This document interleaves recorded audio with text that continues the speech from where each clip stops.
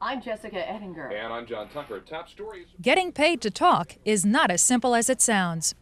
It's all part of the VoiceStream wireless plan. Whether voicing an advertisement, Product excitement is also anchoring a TV newscast, Kiss 95.7 Connecticut. or hosting a radio show, announcers call on an array of skills. For example, you need acting talent to record voiceovers in films and commercials, because though you're not seen on camera, you're still playing a role. Disc jockeys are entertainers who play scheduled music and commercials between jokes, interviews, and topical information.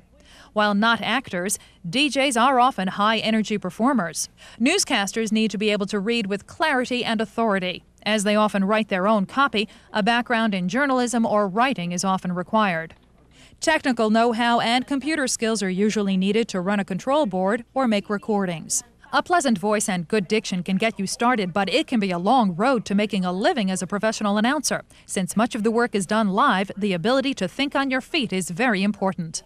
A college degree is not a requirement for most announcing positions, but colleges or technical schools with in-house TV or radio stations provide an excellent opportunity to create the all-important demo tape. As the saying goes for on-air jobs, your tape is your resume. With the ongoing consolidation of media companies, the field is more competitive than ever. Announcers usually start out in small markets for very low pay on irregular schedules. At some small operations, they're required to sell advertising time for their programs as well.